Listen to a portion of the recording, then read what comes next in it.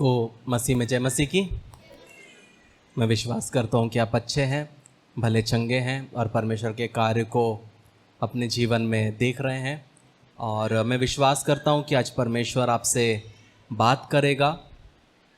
आज का मैसेज का टाइटल है परमेश्वर के हाथ में पापी। क्या है? परमेश्वर के हाथ में पापी। प्रियो, जब हम मसीह जीवन में चलते हैं तो बहुत बार हमको लगता है कि मैं कुछ भी कर सकता हूँ, और हमको बहुत बार घमंड होता है अपने जीवन में कि मैं कुछ भी कर लूँ, परमेश्वर करने देगा। लेकिन आज का जो मैसेज है ये सिर्फ मैं 10% आपको बोलूँगा, क्योंकि अगर मैं 50% बोलने जाऊँगा तो आप उसको समझ नहीं पाओगे। इसलिए मैं आपको बेसिक्स बताऊँगा बहुत सारी चीज़ें, ताकि आप चीज़ों को समझ पाएँ। और आज जब हम इस वचन को सुनते हैं तो आपको एज अ पवित्र इंसान नहीं सुनना है, एज अ पापी सुनना पड़ेगा। कितने पापी यहाँ पे है? हम सब में कमियां है, कोई दूध का धुला यहाँ पे नहीं है। लेकिन मसीह में हमें क्या है? मसीह की धार्मिकता हमें मिली हुई है। लेकिन हमारे अंदर क्या है? कमी है। हमारे अंदर क्या है? दोष है। हम कितना भी अच्छा बनने की कोशिश करते हैं, हम 2 गुना आगे बढ़ने की कोशिश करते हैं, हम 20 गुना पीछे चले जाते हैं। ऐसा क्यों होता है? जब हम व्यवस्था विवरण 32 उसका 35 पढ़ते हैं, वहाँ पे लिखा है, पलटा लेना और बदला लेना मेरा ही काम है। ये उनके पांव फिसलने का समय प्रकट होगा, क्योंकि उनकी विपत्ति का दिन निकट है, और जो दुख उन पर पड़ने वाले हैं वो शीघ्र आ रहे हैं। यहाँ पे परमेश्वर किसके बारे में बोल रहा है? इसराइलियों के बारे में। उसके ऊपर जब हम पढ़ते हैं, इसराइलियों के बारे में बोलता है कि इनको मैं खिलाता हूँ, पिलाता हूँ, फिर भी ये मूर्ति के पीछे जाते हैं। सब चीज़ किया लेकिन ये जा रहे हैं। लेकिन परमेश्वर वहाँ पे क्या बोलता है कि their foot shall slide in due time, मतलब उनका पाँव फिसलने का समय होगा। प्रियो, आज आप और मैं जो यहाँ पे कलीसिया में है, ये क्यों है? क्योंकि परमेश्वर ने हमको पकड़ा हुआ है। ये आपकी पवित्रता के वजह से नहीं, ये आपके अन्य भाषा बोलने की वजह से नहीं, आपके बपतिस्मा लेने की वजह से नहीं। ये दुनिया जो कंट्रोल में है, पाप जो कंट्रोल में है, ये परमेश्वर ने इस दुनिया के ऊपर में कंट्रोल अभी भी रखा हुआ है। वरना बताइए, आपने कल या पिछले हफ्ते ऐसा क्या खूबी किया या ऐसा क्या काम परमेश्वर के लिए किया कि आज सुबह आज आप उठे? कल रात को आप कितना प्रार्थना किए कि आप आज सुबह उठे? ऐसा आपने क्या परमेश्वर के लिए बड़ा ट्रॉफी का काम किया कि हम जीवित हैं? क्या किया हमने? हमने कुछ नहीं किया, लेकिन आज भी हम जीवित हैं। क्यों जीवित हैं? क्योंकि परमेश्वर ने हमें पकड़ा हुआ है। इसराइलियों के बारे में परमेश्वर बोलता है कि उनके पांव फिसलने का समय प्रकट होगा। मतलब परमेश्वर एक समय आएगा कि जो अभी पकड़ा हुआ इस्राएली को छोड़ देगा। इसी में जब हम 28वां वचन पढ़ते हैं, वहां पे परमेश्वर इस्राएलियों के बारे में देखिए क्या कहता है। कहता है, ये जाति, क्या लिखा है? ये जाति युक्तहीन तो है, पर इनमें समझ नहीं है। समझ ना होने के वजह से ये लोग क्या करते हैं? परमेश्वर का खाते भी हैं और साथ में शैतान की आराधना भी करते हैं। लेकिन अगर हमारे में समझ है, परमेश्वर के वचन का समझ है, परमेश्वर के काम का समझ है, क्या होगा? हम परमेश्वर को छोड़ेंगे नहीं। हम कभी भी परमेश्वर को तिरस्कार नहीं करेंगे। ऐसे ही जब हम भजन संहिता 73 उसका 18 और 19 पढ़ते हैं, वहां पे भी देखिए क्या लिखा है। भजन संहिता 73 18 और 19, निश्चय तू उन्हें फिसलने वाले स्थानों में रखता है और गिराकर सत्यानाश कर देता है। आहा, वे क्षण भर में कैसे उजड़ गए हैं, वे मिट गए हैं, वे घबराते घबराते नष्ट हो गए हैं। ये परमेश्वर एक समय के लिए हमारे ऊपर में क्या करता है? एक नियंत्रण देता है। परमेश्वर का अनुग्रह जब हमारे जीवन में बना है, हम पाप करते रहते हैं, हम गलतियां करते रहते हैं, हम परमेश्वर के वचन के खिलाफ जीते रहते हैं, फिर भी परमेश्वर हमें एक मौका देता है, क्योंकि वो छोड़ता नहीं है। आज आप और मैं यहाँ पे बैठे हैं, खड़े हैं, इस कलीसिया में हैं, क्योंकि परमेश्वर ने हमको पकड़ा है। मैंने आपको नहीं पकड़ा है, मैंने आपको खुले छोड़ दिया है परमेश्वर के हाथ में।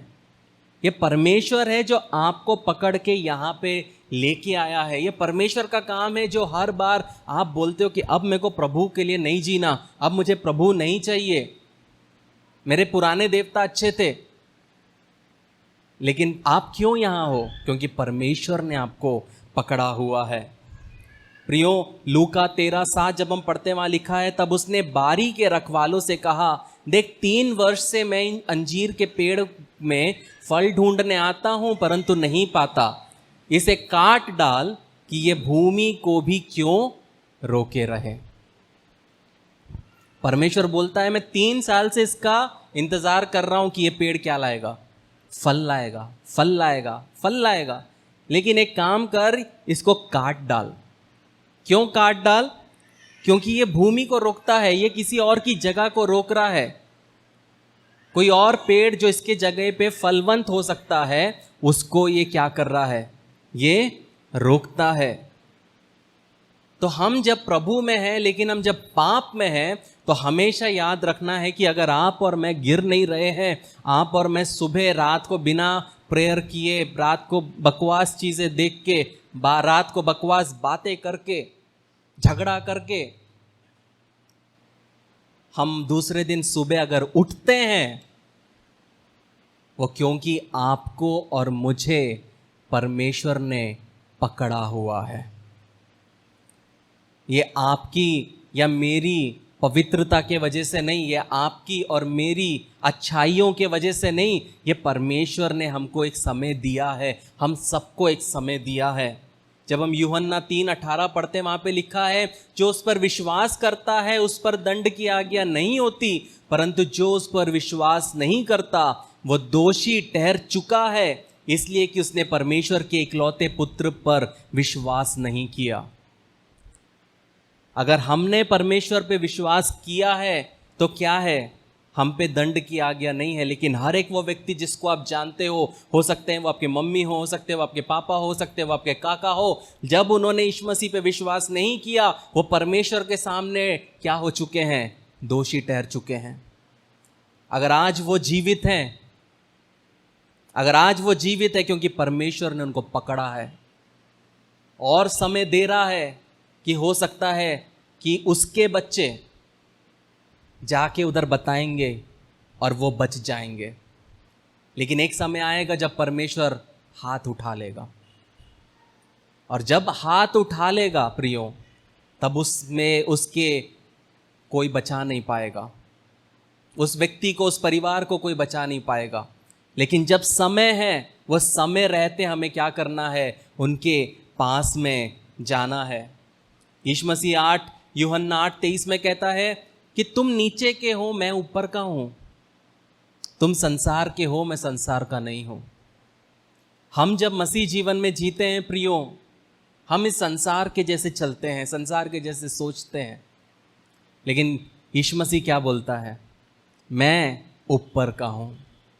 जब हम प्रभु में हैं प्रियो, हमारी सोच ऊपर की होनी चाहिए, स्वर्गीय सोच होनी चाहिए, स्वर्गीय बातें होनी चाहिए, ऐसी बातें होनी चाहिए जिसके द्वारा आप और मैं प्रभु में और करीब आ सकें। अगर आप ऐसी बातें करते हैं जिससे आप और पाप के पास जा रहे हैं, तो याद रखो फिसलने का समय आ गया है। आप जहाँ खड़े हो वो बहुत फिसलन वाली जगह है। जब आप पाप में चलते हो तो आप बहुत फिसलन वाली जगह पे खड़े हो। ये परमेश्वर का अनुग्रह है जो आपको पकड़ा हुआ है, वरना आप और मैं कब के फिसल के नष्ट हो गए रहते। प्रियो, आज का जो मैसेज है प्रियो, ये थोड़ा सा अलग है, लेकिन ये बताता है कि आपको पश्चाताप करने की ज़रूरत है, यीशु की ओर मुड़ने की ज़रूरत है। अगर नहीं मुड़ोगे तो उसके क्रोध और नरक आपके लिए इंतज़ार कर रहे हैं।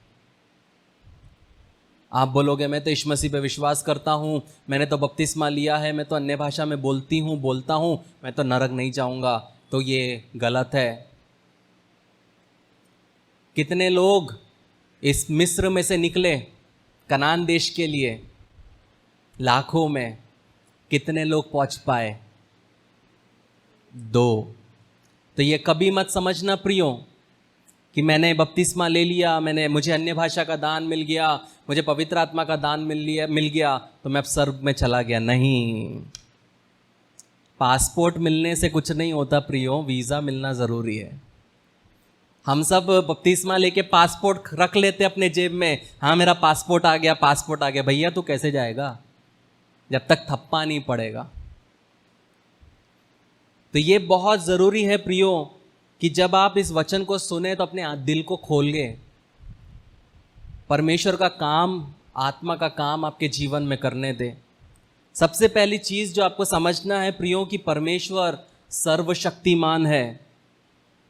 जब हम भजन संहिता 90 उसका 2 पढ़ते हैं, उसमें लिखा है, इससे पहले कि पहाड़ उत्पन्न हुए या तूने पृथ्वी और जगत की रचना की, वरन अनादिकाल से अनादिकाल तक तू ही परमेश्वर है। वो अल्फा है, वो ओमेगा है। जो परमेश्वर चाहता है वो कर सकता है। उसने ब्रह्मांड को बनाया, समय शुरू होने के पहले उसने बनाया सबको। तो परमेश्वर जिसे चाहता है और जब चाहता है वो उसको नरक में डाल सकता है। परमेश्वर को आपसे या मुझसे पूछने की जरूरत नहीं है प्रियो। जब परमेश्वर हमारे सामने उठेगा, हमारे कोई भी मसल काम में नहीं आएंगे। जब परमेश्वर हमारे विरुद्ध में खड़ा होगा तो हमारे जिंदगी में ऐसी कोई शक्ति नहीं है प्रियो जो हमें छुड़ा सकते हैं। इस दुनिया के पॉलिटिशियंस परमेश्वर के सामने टिड्डियां हैं प्रियो। इस दुनिया के लोग जो परमेश्वर के सामने टिड्डियां हैं। हम परमेश्वर को सिर्फ अच्छा भाग जानते हैं। परमेश्वर अच्छा है, भला है, प्रेम है, लेकिन परमेश्वर जस्ट गॉड है, परमेश्वर राइचियस गॉड है। जब हम बाइबल में पढ़ते हैं प्रियो, जब इस्राएली लोग मिस्र से निकले, लाखों में लोगों को परमेश्वर ने मारा। क्यों मारा? सोदोम गोमोरा जहां पे इतने लोग थे, एक झटके में खत्म कर दिया। क्यों खत्म किया? क्योंकि परमेश्वर ने अपना हाथ उठा लिया। परमेश्वर ने मौका दिया, 400 साल कनान देश में लोग रहे, उन्होंने पाप में रहते गए, वो सुधरे नहीं। परमेश्वर ने सबको एक एक करके खत्म किया। तो आप बोल सकते परमेश्वर प्रेम है, लेकिन एक सिक्के के 2 पहलू होते हैं प्रियो। हर सिक्के के 2 पहलू होते हैं। इसलिए ये मत सोचो हमेशा परमेश्वर आपको लोरी सुनाते सुनाते लेके सहता रहेगा। नहीं, एक समय आएगा परमेश्वर बोलेगा खत्म। इसलिए परमेश्वर के अनुग्रह का दुरुपयोग नहीं करना प्रियो।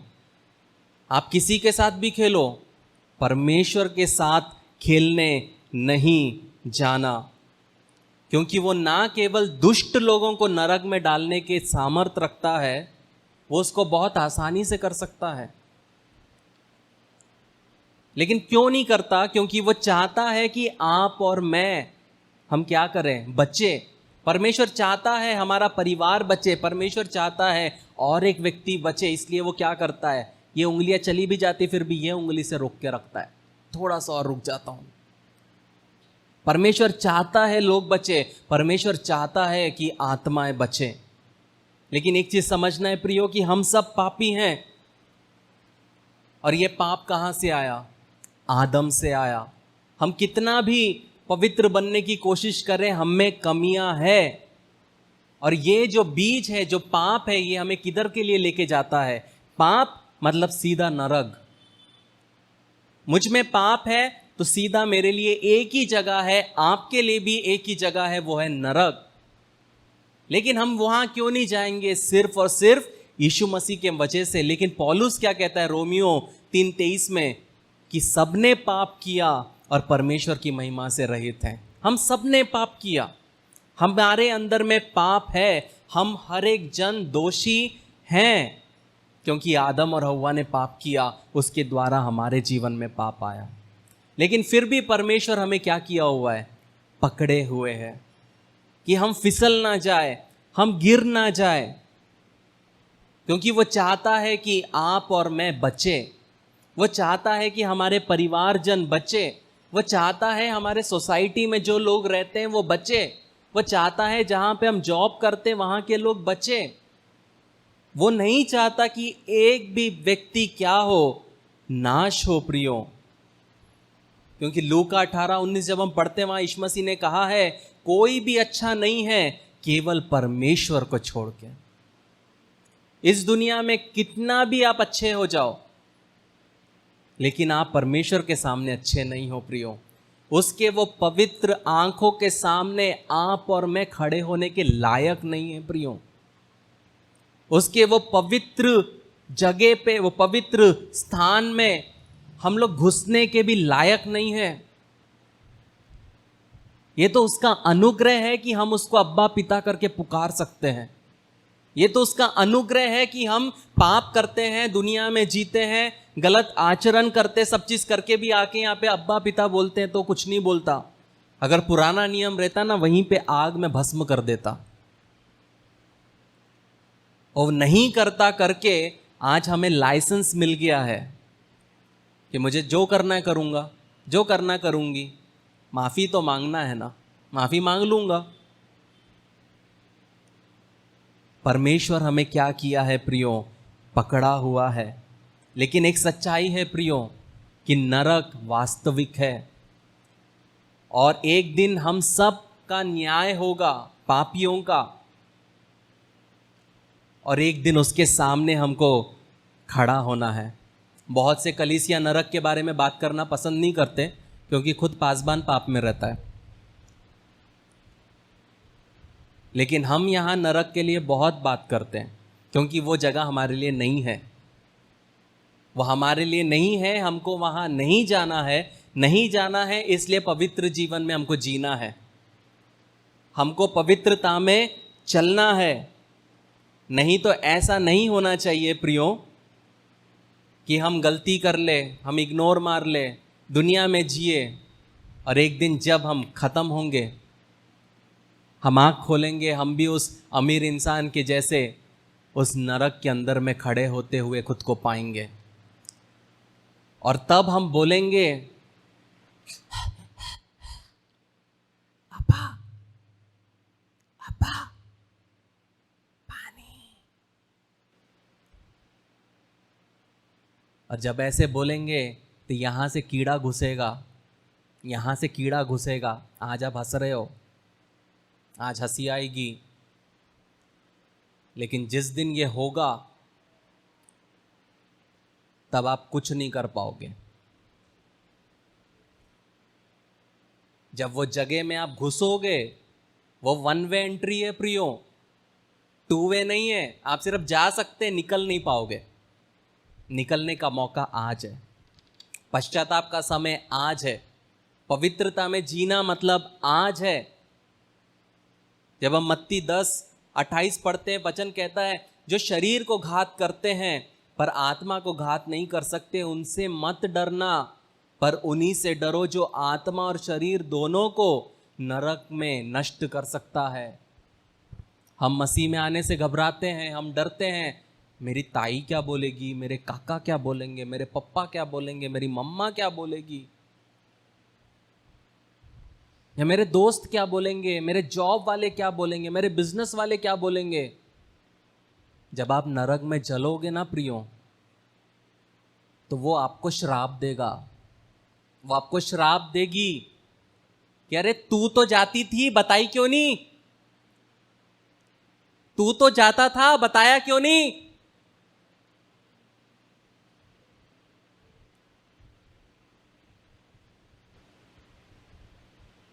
हम कंफर्टेबल कूलर में पिज्ज़ा बुला रहे, खाना बुला रहे, घूम रहे, फिर रहे, टाइम पास, नेटफ्लिक्स पे सीजन खाली, 50 सीजन्स देखने के लिए ऐड लिस्ट में। ये भूल गए कि एक दिन हमको भी वहां जाना है। ये हम भूल जाते हैं, हम डरते लोगों से जो हमें सिर्फ बोलेगा या मारेगा। लेकिन परमेश्वर का वचन क्या कहता है? उससे डरो जो आत्मा और शरीर को नरक में नाश कर सकता है। हमारा परमेश्वर चाहे तो हमारा आत्मा स्वर्ग में भी रख सकता है, नरक में भी रख सकता है। तो किससे डरना चाहिए? व्यक्ति से कि परमेश्वर से? वो व्यक्ति जो आपको मारेगा, थूकेगा, गाली देगा, लेकिन नरक तो नहीं लेके जा सकता ना। उतनी तो औकात नहीं है उस इंसान की। कोई पैदा ही नहीं हुआ इस दुनिया में यीशु मसीह के अलावा जो आपको नरक लेके जा सकता है। लेकिन वो परमेश्वर जिसके पास में हक है कि आपको ऐसे उठा के ऐसे करके नरक में डाल सकता है, हमको उसके लिए जीना नहीं है, हमको उसके वचन के अनुसार नहीं चलना, हमको प्रार्थना नहीं करना, प्रभु को समय नहीं देना, घंटों घंटों मूवीज में खत्म करना टाइम, प्रार्थना नहीं करना, अपने दोस्तों को नहीं बचाना, अपने परिवार को नहीं बचाना, अपने माता पिता को नहीं बचाना, फर्क क्या पड़ता है? मैं तो बच गई, मैं तो बच गया। इंसान से नहीं प्रियो, परमेश्वर से डरो जो आपके आत्मा को नरक में डाल सकता है। जब हम मत्ती 25 उसका 41 पढ़ते हैं, 25:41, एक समय आएगा जब परमेश्वर के सामने दाएं और बाएं में लोग खड़े रहेंगे। दाएं में परमेश्वर के लोग और बाएं में वो लोग जिन्होंने यीशु मसीह को नहीं अपनाया। और यीशु मसीह क्या कहेगा? तब वो बाई और वालों से कहेगा, हे शापित लोगों, मेरे सामने से उस अनंत आग में चले जाओ जो शैतान और उसके दूतों के लिए तैयार की गई है। सोचो, हम जिंदगी भर सुनते हुए God is love, God is love, परमेश्वर प्रेम है, और उस दिन परमेश्वर क्या करेगा? बोलेगा, हे शापित, खत्म, हे श्रापित, उस आग में सीधा डाल देगा। क्यों डालेगा? क्योंकि हमने उसके दिए हुए मौके का फायदा नहीं उठाया। जब उसने हमें मौका दिया, हम सुधरे नहीं। जब उसने हमें मौका दिया, हमने अपनी गलतियों को नहीं माना, हम पाप करते गए करते गए करते गए। एक ऐसा समय आया जब परमेश्वर ने हमें अपने लालसाओं में, हमारे भावनाओं में छोड़ दिया। परमेश्वर एक समय तक हमें कंट्रोल करेगा प्रियो, क्योंकि वचन कहता है कि उसका आत्मा हमेशा वाद विवाद नहीं करेगा। एक समय तक पवित्र आत्मा आपको बोलेगा, बेटी तू जो कर रही है गलत है, बेटा तू जो कर रहा है गलत है। एक समय के बाद जब आप पवित्र आत्मा को भग भग भग भग भग भग करोगे, एक दिन पवित्र आत्मा बिना बताए, ठीक है तू सो जा, मैं चलता।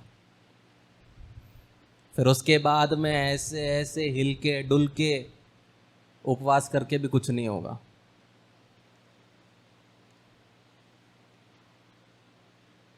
प्रियो, एक चीज आपको याद रखना है, ये नरक जो हमने पढ़ा है ना, वो आपके लिए नहीं है या मेरे लिए नहीं है, वो शैतान और उसके दूतों के लिए है। लेकिन शैतान हमें क्या करता है? दिन रात हमसे हम और पाप करें, हम और गलतियां करें, क्योंकि वो बैठा हुआ है मुंह फाड़ कर। ये याद रखना है कि वो चाहता है कि परमेश्वर का क्रोध आप पर भड़के, परमेश्वर आपको धिक्कारे। याद रखो प्रियो, वो गड्ढा तैयार है। आज जब आप यहां बैठे हो, वो नरक का गड्ढा तैयार है, उसके अंदर आग अभी भी जल रही है। वो जो भट्टी है प्रियो, वो भट्टी गरम है, और बस वो यही चाहती है कि कब आप उसमें गिरे। इसलिए शैतान क्या करता है? दिन रात, विश्वासी लोग तो सिर्फ संडे को आते हैं, लेकिन वचन कहता है कि शैतान दिन रात क्या करता है? विश्वासियों के खिलाफ में बोलता रहता है। हम सोते हैं रात को, लेकिन शैतान तब भी काम करता है, नींद में लाके भी बीज बोता है।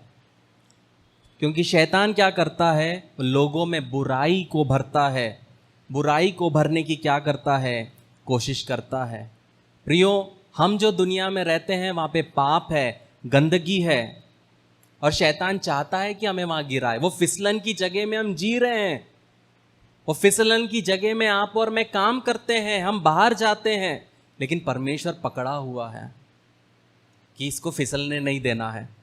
इसमें थोड़ा तो मेरा भय है, ये भय है थोड़ा, इसलिए मेरे को थोड़ा पकड़ के और टाइम देना चाहिए। लेकिन याद रखो प्रियो कि जब हम शैतान के अनुसार चलते हैं तो उसका हम पे क्या बनता है? हक बनता है। इसलिए पतरस क्या कहता है 5:8, पहला पतरस 5:8, सचेत रहो और जागते रहो क्योंकि तुम्हारा विरोधी शैतान गरजने वाले सिंह के समान इस खोज में रहता है कि किसको फाड़ खाए। शैतान चाहता है आपको फाड़ना, शैतान चाहता है आपके परिवार को फाड़े, शैतान चाहता है आपके जॉब को फाड़ के खाए, शैतान चाहता है आपके आशीषों को फाड़ के खाए। इधर कितने लोग बैठे हैं जिनके आशीषों को शैतान खा के डकार मार के बैठा है। क्यों? क्योंकि उन्होंने मौका दिया। लेकिन याद रखो प्रियो, परमेश्वर का जो अनुग्रह है वो हमें इसमें से बचाता है। परमेश्वर जो है प्रियो वो पाप से घृणा करता है। जो व्यक्ति पाप करता है ना, अभी जो वचन पढ़ेंगे आपको बस मजा आएगा। भजन संहिता 11:5, साम 11:5, वहां पे हम देखते हैं परमेश्वर पाप करने वालों को कैसे देखता है। क्या लिखा है? यहोवा धर्मी को परखता है, परंतु वो उससे जो दुष्ट है और उपद्रव से प्रीति रखते हैं अपनी आत्मा में घृणा करता है। जब हम पाप में चलते हैं, परमेश्वर, इंग्लिश में क्या लिखा है? हेटेथ विथ सोल, अपनी आत्मा से नफरत करता है, घृणा करता है ऐसे लोगों से परमेश्वर, जो दिन रात सुबह उठते से बैठ के रात के सोने तक गंदगी पसंद करते हैं, जिनको पवित्रता नहीं चाहिए, पवित्र बातें नहीं चाहिए, पवित्र संगति नहीं पसंद। परमेश्वर क्या करता है प्रियो? घृणा करता है। आप बताओ इस प्रकार का घृणा कौन करेगा इंसान में? जिसका कुछ छीना गया है। अगर एक इंसान से उसका कुछ बहुत प्रेमी कीमती चीज छीनेगा, वह शिद्दत से नफरत करेगा। जब परमेश्वर का महिमा, परमेश्वर का बलिदान को आप ओवरलुक करते हो, आपको फर्क नहीं पड़ता परमेश्वर क्या किया मेरे लिए, आपको फर्क नहीं पड़ता यीशु मसीह मेरे लिए मरा कि नहीं मरा, और आप अपनी जिंदगी अपने धुन में जीते हो, तब याद रखना परमेश्वर मन से आपको घृणा करता है। लेकिन ये तो उसका अनुग्रह है जो वो आपको अभी भी पकड़े हुए है। हम जब गंदगी लेके जाते हैं प्रियो, डस्टबिन कितने लोगों ने उठाया है? यहाँ पे मोस्टली लड़कों लोगों ने उठाया है। हर घर में पति उठाता कचड़ा या तो बेटे उठाते बाहर, माँ भी उठाती है डर कोई। हम में से कौन सोच के देखिए, एक डस्टबिन में सड़ा हुआ मछली है, चिकन है, मटन है, अंडा है, चावल है, नॉनवेज ही खाते ना वैसे तो 3 दिन पुराना, और आप में से कितने लोग को फेंकने के लिए बोलेंगे और आप अपनी नाक के पास से लेके जाओगे? कोई लेके जाएगा? क्यों? बदबू। वैसे ही जब हम पाप करते हैं ना, परमेश्वर भी ऐसे ही पकड़ा होगा। जाने नहीं देना है, गंदा है, बस सारा है, पर जाने नहीं दे सकता ना, मेरा बेटे को दिया है मैंने, अब वो बेटे के लिए तो सहना पड़ेगा। ऐसे परमेश्वर एक एक दिन वो गंदगी हमको सहता है, हमको सहते हुए वो क्या करता है? चलता है। जब हम रोमियो 6:23 पढ़ते हैं, वहां लिखा है क्योंकि पाप की मजदूरी तो जीवन है। क्या है? वेरी गुड, मृत्यु है। क्या है? पाप की मजदूरी तो मृत्यु है, परंतु परमेश्वर का वरदान हमारे प्रभु यीशु में क्या है? अनंत जीवन है प्रियो। प्रियो, हर एक पापी का सिर्फ एक ही एड्रेस है, उसके भाग्य में एक ही चीज़ आता है, वो है नरक। और इसे रोकने के लिए हम कुछ भी नहीं कर सकते सिवाय हम यीशु मसीह पे भरोसा करके, क्योंकि परमेश्वर चाहे तो हमें कभी भी नाश कर सकता है। ये तलवार हमारे गर्दन में हमेशा लटकी रहती है प्रियो, कि हम कभी भी खत्म हो सकते हैं। आज आप लोग यहाँ गए हैं, मैं यहाँ तक पहुँचा हूँ, लेकिन मुझे नहीं पता मैं यहाँ से अपने घर पहुँचूंगा क्या। लेकिन मुझे ये पता है कि अगर मैं मरूंगा भी, मैं प्रभु में ही मरूंगा। मुझे पता है। क्या आप बोल सकते हो कि अगर आज आपकी मृत्यु होगी तो मैं प्रभु से मिलूंगी?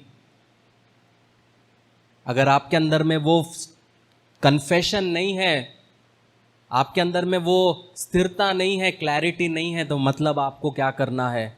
पश्चाताप करना है, परमेश्वर के साथ सही होने की ज़रूरत है प्रियो। परमेश्वर आपको नरक से दूर करने के लिए परमेश्वर ने एक पाथवे बनाया।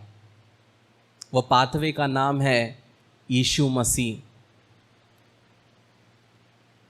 वो यीशु मसीह वो रोड है जिसके ऊपर से आप का आत्मा बच सकता है, आपका जीवन बच सकता है। लेकिन हम क्या करते हैं प्रियो? हमको कोई फर्क नहीं पड़ता। मैं आपको एक चीज कहता हूं प्रियो, परमेश्वर का हम पे कोई कर्ज नहीं है। परमेश्वर को हमको कुछ देने की जरूरत नहीं है, कोई करुणा दिखाने की भी जरूरत नहीं है। हमको लगता है परमेश्वर को मुझे बचाना चाहिए, मुझे खाना देना चाहिए, मुझे पहनने को देना चाहिए। क्यों देगा जब तुम पवित्र जीवन नहीं जीते? लेकिन फिर भी परमेश्वर क्या करता है? आपकी जरूरत को पूरा करता है। पूरे बाइबल में परमेश्वर ने एक भी वायदा नहीं किया कि अगर तुम मेरे अनुसार नहीं चलोगे तो भी मैं तुमको स्वर्ग दूंगा। पूरे बाइबल में हर जगह परमेश्वर ने बोला है अगर तू चलेगा तो तेरे जीवन में ऐसा होगा। हमेशा अगर वर्ड यूज किया है परमेश्वर ने। हर वायदे के बाद में एक अगर आता है परमेश्वर का। यह वायदा चाहिए तो पवित्र जीवन जी। अगर मेरे लोग जो मेरे द्वारा चुने हुए हैं, जो मेरे द्वारा बुलाए गए हैं, अपने आप को दीन करेंगे। अगर परमेश्वर के हर एक वायदे में एक कंडीशन अप्लाई रहता है। परमेश्वर चाहता है प्रियो कि आप और मैं क्या करें? बदले, आप और मैं सुधरे, हम परमेश्वर के काम को दें। ये परमेश्वर ने कैसे किया? यूहन्ना 1:14 वचन देधारी हुआ और अनुग्रह और सच्चाई से परिपूर्ण होकर हमारे बीच में डेरा किया, और हमने उसकी ऐसी महिमा देखी जैसे पिता के इकलौते की महिमा। ये वो रास्ता है आपके और मेरे लिए प्रियो। ये रास्ता सिर्फ 10 कदम चल के छोड़ने के लिए नहीं है कि ठीक है 10 कदम में मैंने बपतिस्मा ले लिया, पवित्र आत्मा का दान मिल गया, चलो खत्म, अब मैं संडे टू संडे आऊँगा, खत्म मेरा काम। नहीं, वो रास्ते में जिंदगी के आखिरी सांस तक चलना है प्रियो। प्रियो, समय बहुत कम है। आज पिछले दिनों मेरा एक दोस्त था, 24 साल में मर गया, हार्ट अटैक, 24 साल का लड़का। तो आप कभी मत सोचना कि मेरे सामने तो 40 साल है, मेरे सामने तो 80 साल है। मैं हमेशा एक चीज़ बोलता हूँ कि जो इंसान बोलता है कि मैं 11:30 बजे पश्चाताप करूँगा, परमेश्वर उसको 11 बजे उठा लेता है। समझ में आया मैंने क्या बोला? अगर आपको लगता है कि आप परमेश्वर के सामने 1.5 शायना बन सकते हो, तो परमेश्वर आपसे भी ऊपर वाला है। परमेश्वर को बेवकूफ़ बनाने नहीं जाना प्रियो। वो आपको ऐसा उड़ाएगा आपकी लाइफ की, आप सोच भी नहीं सकते। परमेश्वर को ठट्टे में उड़ाने जाओगे तो वो आपको ठट्टे में उड़ा देगा। तो यहाँ पे एक समय हम सबका कम हो रहा है। हर एक दिन जो आप जी रहे हो ना प्रियो, हम हर साल बर्थडे मनाते हैं खुशी से। हम ये नहीं सोचते कि हम और एक साल करीब पहुंच गए हैं। उसके सिंहासन के सामने खड़े होने के लिए कि क्या होगा। मैं पिछले दिनों काफ़ी दुखी था और मैं वॉशरूम में गया, मिरर के सामने खड़ा था। मैंने परमेश्वर को एक चीज़ बोला, मुझसे जितना बन पड़ता है मैं कर रहा हूँ, तू मुझे अपनाएगा नहीं तो भी चलेगा। मैंने परमेश्वर को बोला, लेकिन मैं तेरी सेवा इसलिए नहीं करता कि मुझे स्वर्ग मिलेगा। मैं तेरी सेवा इसलिए करता हूँ क्योंकि तूने अपना पुत्र मुझ जैसे नालायक के लिए इस पृथ्वी पे भेजा। ये मेरे शब्द है प्रियो। मैं स्वर्ग के पीछे नहीं भागता, मैं सिर्फ परमेश्वर को अपनी जिंदगी इसीलिए दिया क्योंकि उसने अपना पुत्र मेरे लिए दिया।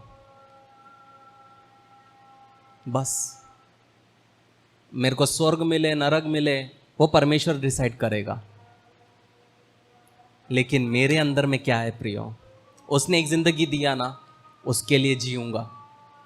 और परमेश्वर को मैं ये भी बोलता, तू एक क्या 10 क्या 1000 जिंदगी दे मेरे को, मैं हर बार यही दर्द से होने के लिए रेडी हूं और हर बार मैं तेरे लिए जीने के लिए रेडी हूं।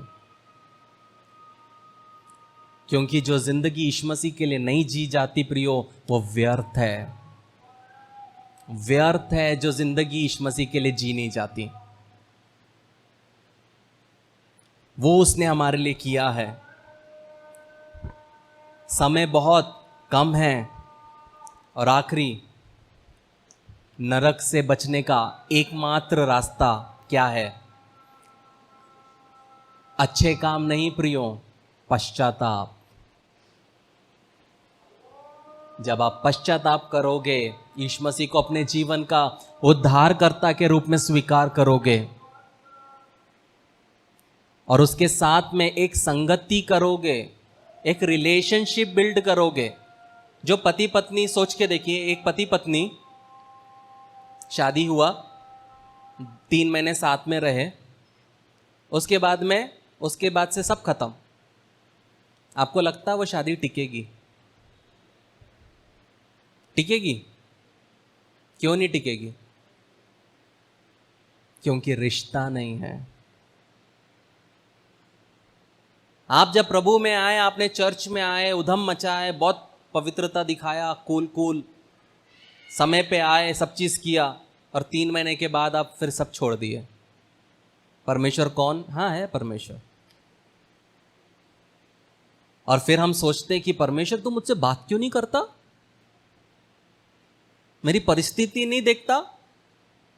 मेरे पास एक फोटो है, मेरे को बनाना है, उसमें ये था, मंडे को ये वाला पब, ट्यूसडे को ये वाला पब, थर्सडे वेडनेसडे को ये वाला पब, ये डिस्को, सैटरडे संडे को आके परमेश्वर के ऑल्टर में लेट के बोलते बात कर परमेश्वर, बात कर।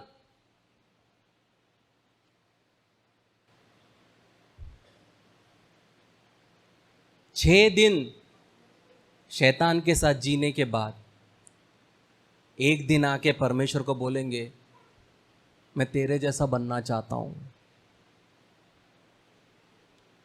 Gone case. किसको मूर्ख बना रहे प्रियो? किसको मूर्ख बना रहे? इसलिए परमेश्वर को हमें क्या नहीं करना है? मूर्ख नहीं बनाना है प्रियो।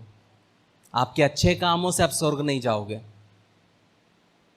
आपके प्रार्थना जीवन के वजह से आप स्वर्ग नहीं जाओगे, आपकी पवित्रता के वजह से आप स्वर्ग नहीं जाओगे। ये सब चीज़ों से परमेश्वर ना नफरत करता है।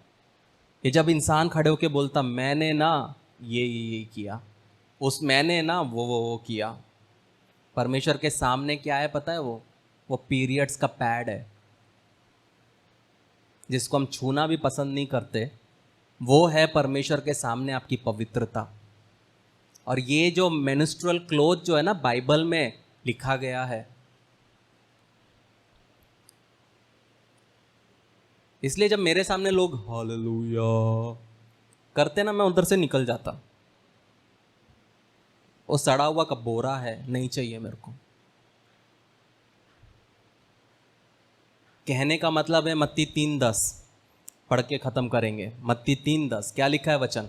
अब कुल्हाड़ी पेड़ों की जड़ में रखा हुआ है, इसलिए जो जो पेड़ अच्छा फल नहीं लाता वो काटा और आग में झोंका जाएगा। प्रियो, हर एक दिन जब आप जीते हो, याद रखो कुल्हाड़ी परमेश्वर ने आपके पैरों के नीचे रखा हुआ है, और जो पेड़ अच्छा फल नहीं लाता वो क्या करेगा? समय देगा, बिल्कुल देगा समय। लेकिन जब आप समय देते हुए भी नहीं सुधरोगे तो वो क्या कर दिया जाएगा? वो काट दिया जाएगा और आग में झोंक दिया जाएगा। प्रियो, हम सब में कमी है, हम सब में कमी है, लेकिन हम वो परमेश्वर के हाथ में, पवित्र परमेश्वर के हाथ में हम वो पापी हैं। जो परमेश्वर चाहता है कि हम सुधरे, परमेश्वर चाहता है हम बचे, या आपके और मेरे हाथ में है क्या हम बचना चाहते हैं? या आपके और मेरे हाथ में है क्या हम सुधरना चाहते हैं? या ये सोच के साथ में मैं वचनों को ख़त्म करना चाहूँगा। शालोम। तो आप विवाह के लिए आगे कदम बढ़ाने को तैयार हैं? बधाई। इससे पहले कि आप अपनी शादी के दिन की तैयारी में जुट जाएं, योजना बनाएं और परेशान होने लगें, एक सबसे महत्वपूर्ण बात न भूलें, आपकी शादी। एक अध्ययन के अनुसार विवाह पूर्व परामर्श या वैवाहिक थेरेपी पूरा करने वाले जोड़ों में तलाक की संभावना 31% तक कम होती है, और कोर्टशिप टू मैरिज इसमें आपकी मदद करता है। हमारे कोर्स और पाठों में विवाहित जीवन के संघर्षों, वास्तविकताओं और रोजमर्रा की दिनचर्या जैसे कई विषय सम्मिलित किए गए हैं।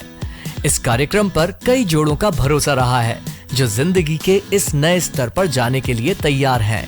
लेकिन इसके लिए सिर्फ हमारी बात को ही न माने, आप अपना पहला पाठ मुफ्त सीख सकते हैं। एक बार जब आप कोर्टशिप टू मैरिज के साथ रजिस्ट्रेशन करते हैं तो आप हमारी 30 दिन की मनी बैक गारंटी द्वारा भी सुरक्षित रहते हैं, और आप तैयार हैं एक सुखी वैवाहिक जीवन के लिए। courtship2marriage.com पर आज ही अपना पहला लेसन शुरू करें।